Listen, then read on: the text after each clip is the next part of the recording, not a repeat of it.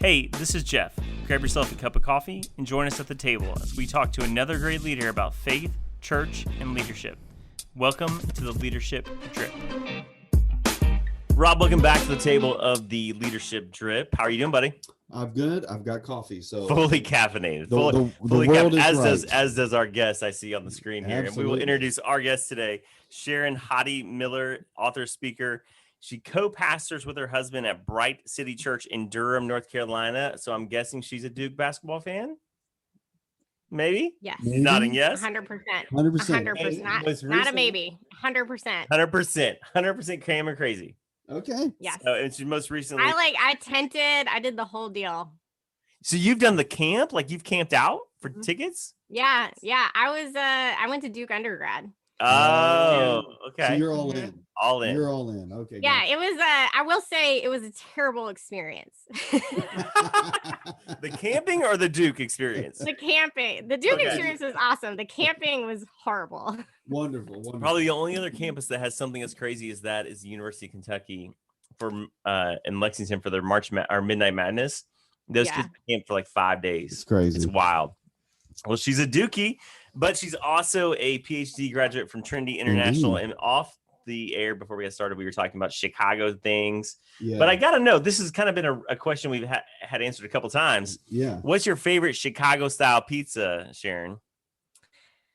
Oh, that's a hard question. It kind of depended on my mood. Oh, okay. Like sometimes I was craving Giordano's. Oh, yes. And sometimes it was Lou Malnati's, because those are like is that how you say it? It's been Lou years since Lou Malnati's. Because they have very different crusts. Like Lou Malnati's was almost like cakey, if I'm remembering correctly. So yeah, it kind of depended on like what I was feeling. Yeah. Like Giordano's is like pie. It's like 3 inches thick and it's like filled with cheese and it's like. And you know how I love pie. Pie. Well, Rob here, my buddy, is ABD right now his PhD process. Yeah. So as a recent graduate, would you just encourage him in the Lord on how he can get finished? Oh man, that's like purgatory. Yeah, I'm earning these bags under my eyes now. They can't see them on the show, obviously, but you can see them.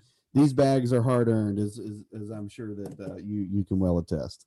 Where are you working on your degree from? Southern Baptist Theological Seminary. Oh, okay. And what's your dissertation going to be on? Or do you know? Creating an instrument for assessment of chapels here at Lee University. So basically, I am looking at the redemptive development kind of goals and objectives that we have through our chapel expressions, but we don't have any kind of diagnostic tool to assess that. So I created an instrument to help us accomplish that goal. And so the whole thesis dissertation is the validation of the instrument itself. And then hopefully after I'm done, we can make some tweaks and actually implement the instrument for better understanding of our chapel expressions and experiences. So, and how long have you been working on it, or like when did you start your doctoral work? 2019. Oh, you're doing fine. Yeah. If you had said like 2000. Yeah, I would have been like, we're gonna have to have a tough conversation. So one of the things I love about the program there is, and this is not they're not paying for this endorsement. Right, they're not paying for this endorsement. It's just you simultaneously write your thesis as you go through the coursework, right? So so we have very strict, hard deadlines to meet certain things, our chapter submissions, etc., which for me is what I need, because if it's just left to me, I'm a number 7 on the Enneagram. Oh, we already went there. I am all for the pretty things like, distractions. Let's have fun. Yep, so me too. I need those hardcore deadlines. You know what I mean? So are you confessing to be an Enneagram 7? I am. Yeah. See, now, like 3 shows ago, that's true. We need a correction. Like I need you to retract it. I'm not going to, because it's about 7. He said on a couple of weeks ago, like he's like, we never have any 7s on the show, and like we've had like back to back 7s, and I'm like, We have sevens all the time. Just believe me, we have sevens. As a 2, I know. Help me get more sevens, Jeff. Help me get more sevens. Okay. Sharon, your PhD is in specifically women in calling. And so it's such a unique conversation. We have a variety of listeners who have differing takes on theological understanding of women in ministry. What did you sort of uncover in your research of that topic? Yeah, so I looked at why evangelical women go to seminary. And the reason I was interested in that topic is I knew going into my doctoral program already that nationally women make up about 30% of MDiVs, but at evangelical seminaries it's even less. And so I was really curious why the evangelical women who did go to seminary, who discerned a call to ministry and thought, I'm going to steward this call by getting theological training, what encouraged them or empowered them to get training when so few of their peers make that same decision. So it was what's called an appreciative inquiry. So instead of looking at like, why aren't women going? I really wanted to look at what is the church doing well to equip women, to empower women, and how can we replicate that? And so what I did is I traveled to a number of different seminaries and I interviewed women and I asked them to tell me their story, to start from the beginning. And I was looking for common denominators in their stories that I could pull out and say, this is what is present in every one of these stories, or like most of these stories. And then I actually only did my research at complementarian seminaries.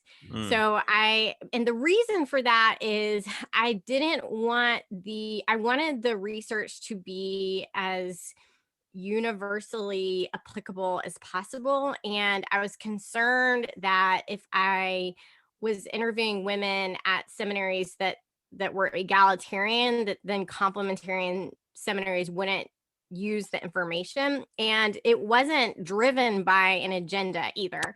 Like I wanted the point of it was whatever your conviction about women, whatever your tradition is, we can all agree that we are the body of Christ. And, in keeping with 1 Corinthians 12, we all have like a part to play in the body and that we should be good stewards of the whole body.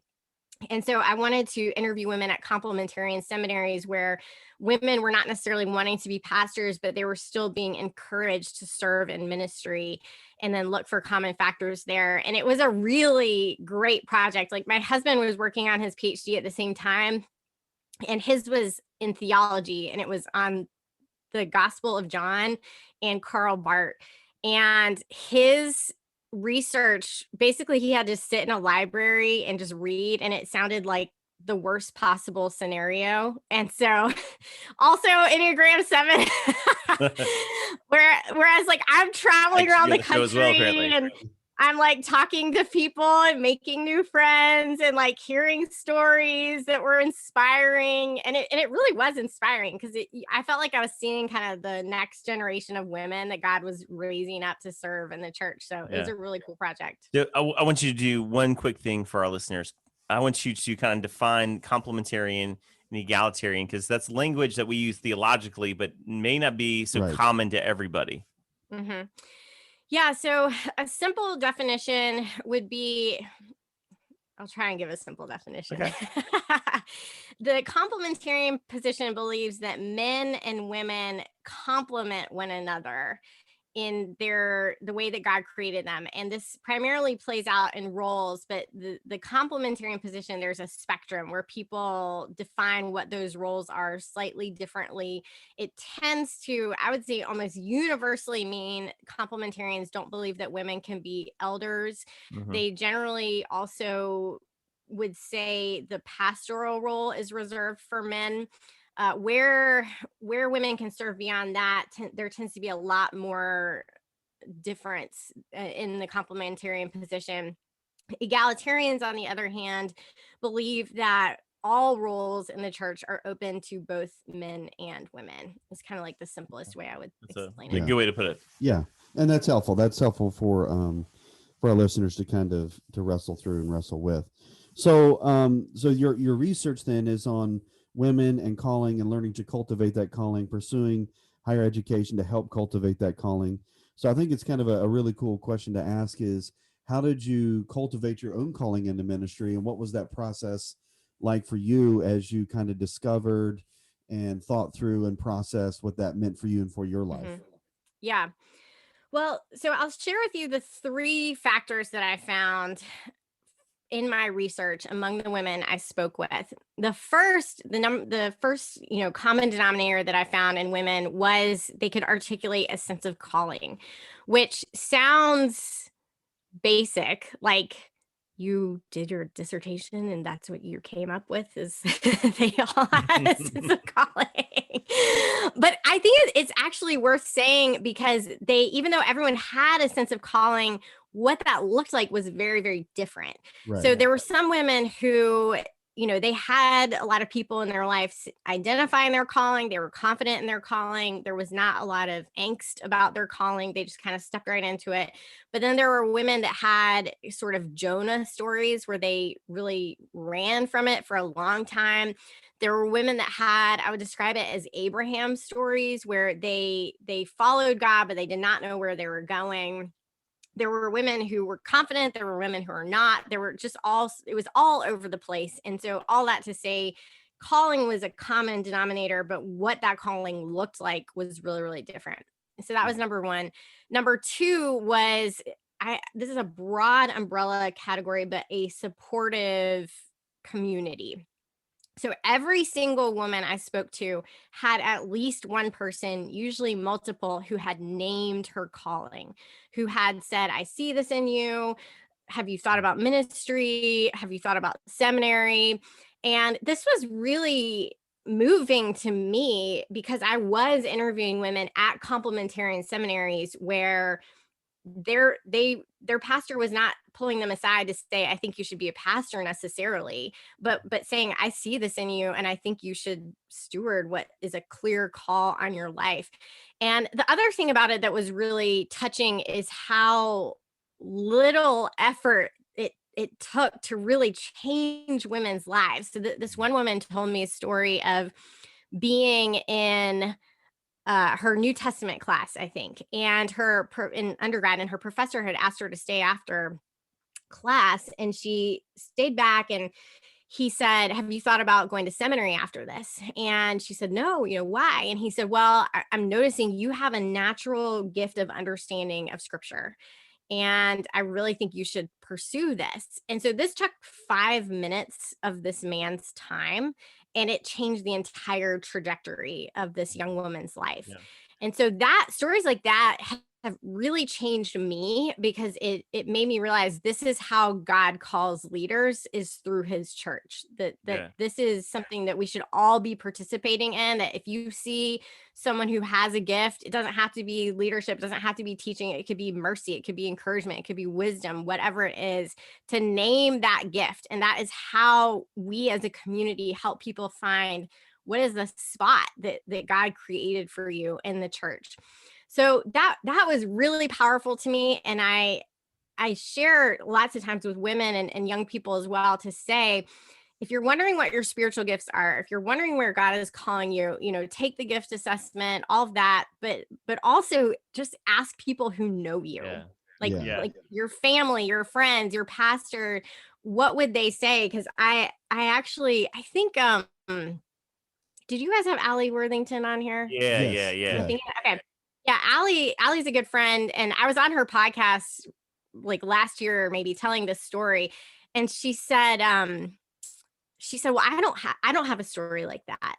Like I like no one like told me my calling, and I was like, Allie, who told you to lead Propel? And she said, well, Christine Kane took me out to dinner and told me she like saw this in me and that I should be like the CEO. And I was like, Allie, you don't just have this story. It came from Christine Kane. Right. Yeah. We don't follow those breadcrumbs as as being part of the Holy Spirit. Like we Right. don't piece it together all the time. And so I would encourage young people to look back and what have you heard again and again, and don't write it off as they're just being nice. Yeah. You know, that is actually how God directs you. It's how he counsels you and guides you. Yeah, Sean. So that was the second thing. Yeah. And I just want to interject really quick. Was it Sean Lovejoy on the show? I think it was Sean Lovejoy who said, "You don't discover your spiritual gifts by taking a test." Like in the New Testament, they didn't find their spiritual gifts with some assessment. It was always found in community, in the body. Like it was pointed out by somebody. And I think that's what you're saying here, Sharon, is that people come across and go, "Hey, listen, you're really good at this, and this stands out," because sometimes our natural giftedness or what God's put in us is just so easy for us. We don't recognize it as being a gift. We're like, that's just what I do. It just comes out that way. And we don't realize that other people can't do that. Like that's not what they're gifted at doing. And so I think that's a great point is the supportive community, naming that and calling that out. I think that's great. And I'm excited to hear the third factor because I'm now I don't have to write my own PhD on it. That's right. Yeah. So the third factor was ministry experience. That usually there was some sort of experience, whether it was going on a mission trip or if it was leading a small group or it was leading in the children's ministry or some sort of, this was definitely true for me as well, some sort of ministry experience where it was like the light bulb comes on and you realize, oh, I was made for this. And for women specifically, this is important because there aren't that many in more complementarian churches. The opportunities for women to lead are a little bit narrower. They tend to be specifically limited towards children's ministry, and that can be an obstacle for women like me who are not kid people. And so, you know, thinking creatively in complementarian context or really any church of, are we creating ministry experience opportunities for women so that they can identify their gifts and identify their calling in their local church? So those are the three factors. I think it's a recurring echo that we've had nearly since day one, kind of when we launched the podcast, I guess a year and a half ago. But yeah, it's been a minute. It's been a minute, but I think the recurring sort of conversations are these opportunities for young adults, young leaders to lead now are critical. Right. Yes. And so sort of the question that Jeff and I started off with is, why are young adults leaving the church and how do we get them to stay? Right. That was sort of the thrust behind starting the podcast. And this is one of those things that I think constantly shows itself is don't wait to platform young leaders. And I think especially for young women, I think this is a significant conversation to have, because in those experiences, we do get the opportunity to not only try and fail and learn, but we also get the opportunity to cultivate, to grow, to reverse mentor, which is what we've talked about a lot on the show. There's a lot of things that we can learn from young women serving in ministry and leadership right now. So I think these are such critical observations from your research, and I think it echoes a lot of what we've been kind of. And one of the buzzwords we use is sweet spot. I think it helps with sweet spot discovery, helping people discover what their sweet spot is. Only can happen through experience. Like you can kind of sense it, but till you try it and do it. I was having a conversation with a young man in your office here, Rob, the other day, who's wants to go into ministry, and I asked him the question. I said, "Have you ever preached before?" And he said, "Over Christmas break, they gave me an opportunity at our church. We're between pastors." And I said, "Did you like it?" He goes, "Yeah, I really liked it." I'm like, that means that you're called to do that. Like you recognize that that's in you, that sweet spot. So I think cultivating these ministry experiences is so important. Sharon, how was that served in your calling? What experiences, who were the voices in your life? And when did you sort of articulate this for yourself to want to be a teacher and preacher of the gospel?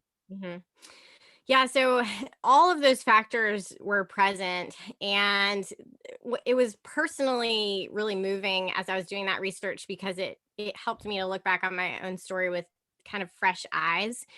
And the number one person I would say who named my call and was my number one advocate was actually my dad. Both of my parents are supportive, but my dad, so I was raised in PCUSA. I wasn't raised in like an evangelical church. And so we had women pastors. It wasn't like a I didn't even know that was like a debate growing up.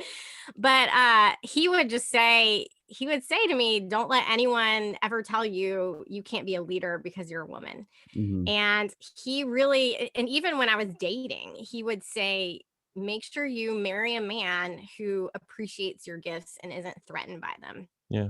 And so he was that early voice. And then I did marry a man who appreciated my gifts and wasn't threatened by them. And that's actually one reason why I am a teaching pastor now, is that when we launched our church, I wasn't sure if I was going to take a pastor title at all. I felt very open-handed about it, especially because we had just had our third child. And so we were, my daughter was 8 months old when we launched our church. I was also turning in my second book when we launched our church, and I was traveling and speaking. And so I said to him, I don't know if I have the bandwidth to take on that title and all the expectations that would be attached to it and just doing it well. And his response, he kind of honestly used my doctoral work against me. And he said, look, we are in the Raleigh-Durham area is one of the most highly educated areas in the nation. Per capita, we have one of the highest ratios of people with PhDs. Women here are leading in universities, they're professors, they're doctors, they're lawyers, they're CEOs, all of that. But because we're in the Bible Belt, you don't see that reflected in a lot of the churches. You do see it in more liberal churches, but not more in evangelical churches. And he said, I think it's really important that you be a role model to women who are leading this area by showing them how to use your leadership gifts for the glory of God. And so he challenged me to take on a teaching pastor role, and that limited the scope of my role as a pastor, where it was primarily I'm just going to be teaching and not pastoral care and stuff like that. Yeah. And that was life-changing, honestly, because I love it. And I love it more. I would rather speak to our church than travel and speak to a conference. I really have loved it. So I see that there with people naming my call. And then also as recently as the last couple of years, where I wouldn't have known how much I would love teaching in a local church context regularly until I had actually done it. And when I started doing it, it was like it unlocked something inside of me where I thought, I didn't realize God created me to do this until I had done it. So those are two ways it's played out in my life. Yeah, that's cool. I like your particular approach to not only this conversation, but to the research in general, because I think here at Lee, and I'm going to speculatively assert, probably at other similar Christian institutions like ours, there is certainly a surge in young women not only entering the seminary graduate level, but also at the undergraduate level, religious studies generally, whether it be pastoral ministry, whether it be missiology or whatever, right? So whatever the topic is or the major is, I think there is an increasing female presence generally in schools of religion across religious institutions, especially here in America. So that being said, do you chalk that up as just more female empowerment coming from the local church in the home, or is it God supernaturally moving some things out of the way? Is it all of the above? I would like to just get your opinion, maybe your perspective on why I think that seismic shift is actually happening. Yeah, I think it's probably all of the above. One factor I found that in my research that I put underneath community support, and it kind of falls underneath that, is the importance of role models. And this was something that I found. So for my dissertation, I had to do precedent literature, it had to be a chapter of my dissertation. And there was no precedent literature for women in leadership in the church or women going to seminary. So I looked at women in STEM fields and all the work that has been done to encourage women to go into science, technology, engineering, and math. And one really important factor is role models. And so that's why there's been a push to have women teaching math, in high schools, women teaching science, because when you see a woman doing something, it creates a category in your brain of, oh, that means I can do that.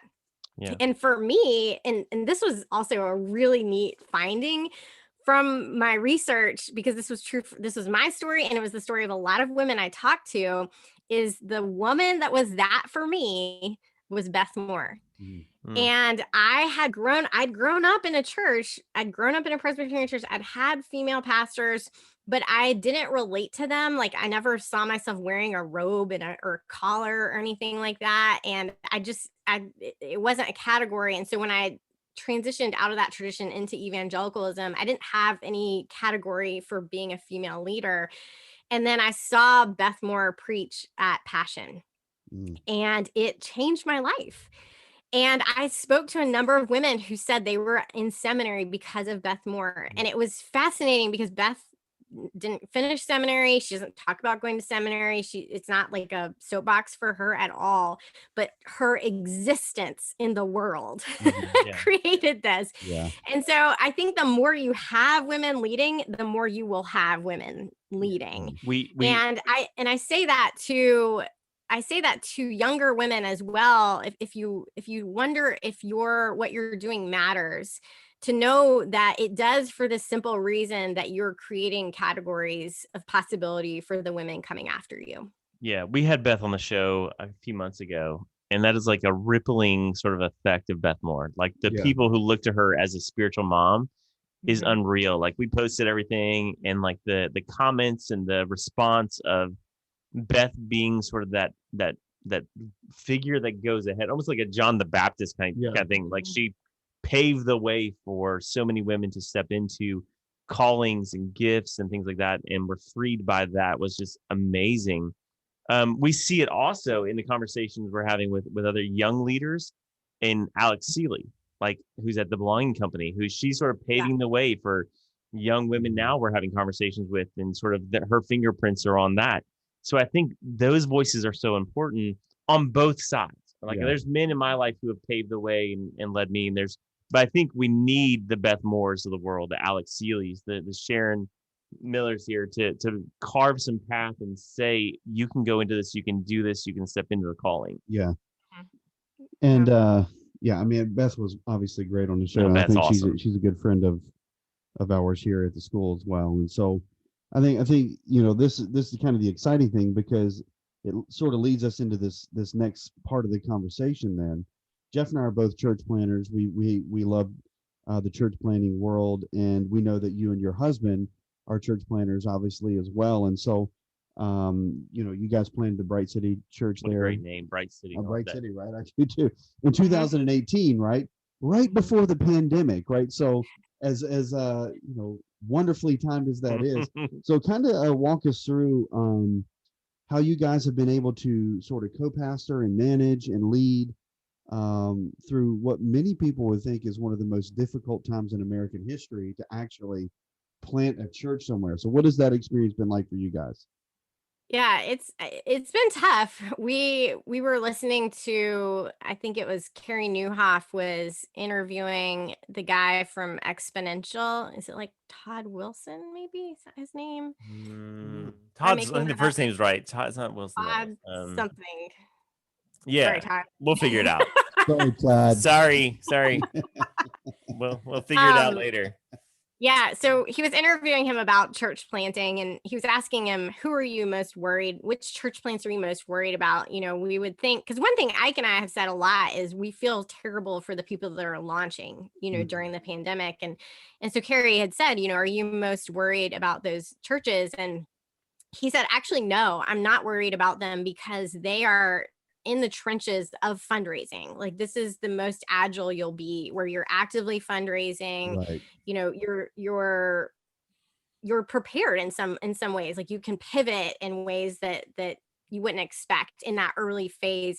He said, the churches I'm most worried about are the ones that are planted in 2018, which is the year that we planted.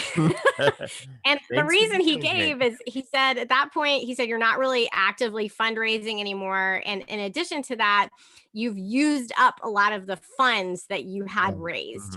And so you're in this uniquely vulnerable position, and then the pandemic hit. And so we listened to that, and Ike and I just turned to each other and just laughed. We were like, of course, Yeah. But it has been, so I'll tell you, my husband and I have responded very differently to the pandemic.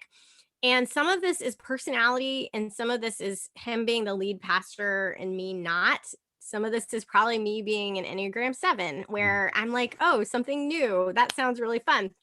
But the reason why we've responded differently, like the way he talks about it is, before the pandemic, he knew what the goalposts were. We were putting everything into place. We were, headed towards the goalposts. And then when the pandemic came, he said it didn't just feel like the goalposts moved. It felt like I didn't even know where they were anymore. Like they were hidden. I had the completely opposite response. So I'm big on discipleship. I'm always beating the drum for discipleship. And one thing that I was noticing is that our culture at the time was structured in a way to fundamentally undermine discipleship. And so one way that we saw this playing out is every Sunday I would stand at the front, greet people as they came in, greet new people. And the thing I would hear over and over again is, I'm looking for community. I want to be in a small group. I want to be connected. I want to be known. And I would say, great, we can get you connected. And then watching them never follow up. Just how that gap between that need and their willingness to commit was a huge problem. People were simultaneously overcommitted and commitment averse. And so it was really difficult to get people plugged in. We also were discovering, a lot of research has been done to show that people go to church. Churchgoers are going to church on average once a month. And so you cannot grow in your faith that way. And so I felt really frustrated about, how do we disciple people when we can't get their attention, And so I could see the goalpost of discipleship, but it felt like we're running down the field and we're just getting taken out by people's packed schedules or their, priorities. But when the pandemic hit, I felt like the field was completely cleared, where people were stuck at home. They were craving connection. They were craving connection with God more. And so to me, I thought, for the first time since we've planted, we have this clear path to the goal and we need to run the ball. And so that's when we actually pivoted really hard towards small groups. So we had, I don't know, maybe like 6 or 7 small groups at the time. And then in a very short period of time, we tripled our number of small groups. Awesome. And I had a lot of oversight on making sure people were in the exact right group, and we were small enough that I could do that. And then we saw growth that we had never seen, the kind of growth that matters. It wasn't, our church was no longer Sunday morning centric. It was never, I sometimes use the word spectacle centric. Like, I think Sunday morning can become very experiential, and we planted with ARC, which they really emphasize the Sunday morning experience. And there's a good reason for that, but it felt like, how much are we playing into consumerism in a way where maybe we're getting people there, but they're not growing. Right. And so we've seen people actually growing in their faith during this time. And I've loved it. I've felt totally set free, because we also, planting with ARC meant we had to give our metrics back to ARC periodically and let them know. And the metrics just were dead. Like, they didn't matter. They were meaningless. And so I was like, forget the metrics. Let's just disciple people. So I've actually loved that part of this season. Yeah. It's an interesting kind of reality, because the small group piece, and this is a philosophical sort of conversation of, are you a church with small groups, or are you a church of small groups, right? So and when I was at Saddleback, we always took the approach that we were a church of small groups. So we talked a lot about how we had more people in small groups during the week than we did at church on Sunday morning, which was very true. And so I think you talking about this clearing the field, maybe it's because we are 7s. I don't know, but I would absolutely agree with you that this was a great time and a great opportunity for us to and I think I used the word the other day in the podcast, to dismantle some of these spectacle type of realities that church is facing. So for you guys, if you've kind of, we're not fully on the backside of the pandemic, but we've been in a year. Some things have loosened up, some things have gotten better. We've adjusted well. Have you seen a regression back towards the former, or are you guys still heavily sort of engaging and being very, very effective in your approach with this more discipleship centric sort of approach to the plant? So we have not started regathering weekly yet. Right now we gather monthly outside. And so we've had a really great rhythm of gathering together once a month. And up until it got really cold outside, we were actually having a lot of people come. It's hard to know what our church is going to look like once we regather, because there are some people that I have not seen in a year. Yeah. And for reason, there are people that I know consider our church their church that I've not seen. They have not come to an outdoor gathering, and they're not in a small group. But I don't know how many people that is. So that's the big wild card is who is our church.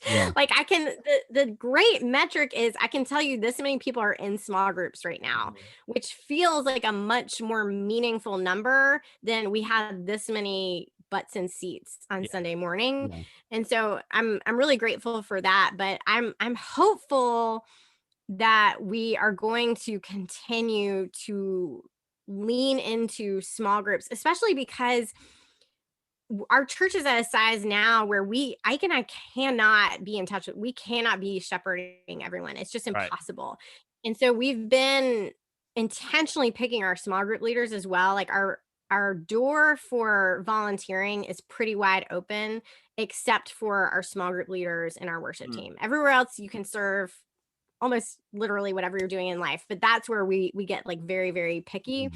But the other thing I heard, do y'all ever listen to John Tyson? Do you I know John is. I've been trying to get him on the show, but I can't ever seem to land him. But I love that dude. I don't think he likes him. Dear John Tyson, please come on the show. He's awesome. He Church of the City, right? Yes, he has pastored me from afar for the last Aussie. year. He's Aussie, right? Yes. I know. Australia, they're just killing it. But I saw him tweet something probably about 6 months ago where he said that he was realizing how little fruit his sermons bear. And I thought, that is the truth. That is the truth. I can't disciple them with 45 minutes on a Sunday morning, but our small groups where they're living together, doing life together, they 100% can. And so I feel very liberated from the expectations of Sunday morning, the pressure to perform, to, keep up. I feel this season has really liberated me from that. And I think my husband might answer a little bit differently. I saw John Tyson say something great I think it was at Q Ideas. He was on a panel there. And the question was, why are these Australian pastors seeing such success in their churches? He said, because when we were in Australia, we were every day praying for 2 hours. Like these things were birthed in prayer long before we got here. And he's part of, I don't know if he's part of Planet Shakers or Hillsong or comes out of one of those tribes, but he was saying that the impact of that came out of time spent in prayer long before they ever got to a pulpit. And I would say the discipleship element's the same, this community element, digging deep with people, because people are just lonely. Like whether the pandemic or not, we were lonely. We were just lying about it. So I love that you guys have made the shift. I've been part of an ARC model. And I love some of the things they do. I love how they push to get sort of that tipping point capacity in the church. And especially so the pastor can live and not work a 40-hour week job and try to plant a church. That's nearly impossible to do. But the flip of it, what you guys have done, and I love so much, is we're going to throw back this emphasis on discipleship in groups so that we go not just in large in number, but we go deeper in people. And I think that's where the impact's made. And I love that you guys are doing that model. And I spied on you guys a little bit on Bright City. And I love to see that you guys have so many 20-something groups and young adult groups. and sort of that emphasis. So was that something you set out with to have an emphasis on young adults, or was it something that just sort of organically happened as you guys planted? It organically happened, but part of the reason, there are 3 major universities here. Right. So we've got Duke, UNC, and NC State, and then there's some other smaller universities as well. So there's just college students everywhere. Yeah. So I think it happened for that reason. I think some of it too is Ike and I, we are in our late 30s, but we look younger than that. And so I think that also probably just appeals to younger people. And then I grew in my faith the most when I was in college. And so I just have a heart for college students as well, but it wasn't intentional. And that's what Rob and I bend. I think we are not in our late 30s. We're now early 40s. Anybody who says we are in our late 30s, we're like, thank you. Bro, I'm 47. I don't know about early 40s. I'm calling early for you, like, because we're friends. And I think it's great that you guys have that heart bend for college students. So what about Bright City has been attractive to them? I think, well, a number of things. I've been surprised by how many people have come to our church because we do have women leading. And I didn't expect that, especially being in the Bible Belt, how ready this area was for that. Yeah. So that's been part of it. I think too, we try and strike a balance. There's a phrase that we use. It's not on our website anywhere, but we talk about being thoughtful about faith, passionate about Jesus. And we have been at churches that have kind of swung hard in one direction or the other, where we felt like it was either too cerebral or just too caught up in deconstructing, honestly. And then we've also been at churches where it was all about the experience and having this really emotional high. And so we wanted to pull those elements together. And I will say too, we were both at the summit for a long time with JD Greer, and the summit does this very well also. But we wanted to teach people in an area where people are smart and they're curious. And a lot of our folks have also been raised in the church, but maybe they're a little bit cynical about it now. And so they're not going to take your word for it just because you're the pastor. And so you really have to up your game. You have to think through, is what I'm saying honest, or is this just a spiritual cliche? Because we're in the Bible Belt, we also have a lot of people with church baggage where they've been hurt by the church. And so we want to be really careful with people. And so I think through a lot of, how's this going to hit someone who's wrestled with this? How's this going to sound to them? Is this going to be, too neat and tidy for someone with that? And so we want to be careful. We want to be curious. We want to be intelligent, but we also, the joy of the Lord is our strength. And so we want the heart to be engaged as well. We want our worship to be passionate and joyful. And so I think really we have created a church that ministers to us on our head and our heart level. And I think it's reaching people who are looking for something similar. Yeah. That's great. I would imagine there in the triangle, you'd have to be both intelligent and empathetic, because like you said, there's 3 major universities in a stone's throw. Pocket, yeah. So we talked to James Emery White recently. We talked to Derwin Gray. They're in similar settings there in the Carolinas. And they both have said to us that you have to tackle the tough topics from the pulpit. Like you can't, especially young people and young adults, they want to tackle the tough things. They want to hear you speak about them. That it's not just sort of the spectator event and Jesus loves you and clap your hands. It's like, let's tackle the tough things of Scripture. And they've said to both of us, both of them have said that those were things that drew young people to their churches, of being intelligent with Scripture. And obviously you guys have PhDs, so that's going to come across in how you guys teach and lead. And so I think that's important. Yeah. We definitely want to take time too to get to the book. I know we're getting really, really close, but your latest book is called Nice. And so tell us how is nice not what we're supposed to be as believers? Don't be nice. Don't be nice. You heard it here first. Sharon said it. Soundbite. Done. That's right. Exactly. Those are the ones that get you in trouble. Exactly. Oh man. Yeah. No, it's funny you say that because a number of people, when I have done interviews, have said, when you get on social media and it's a complete dumpster fire, it seems like maybe what we need is people who are nicer.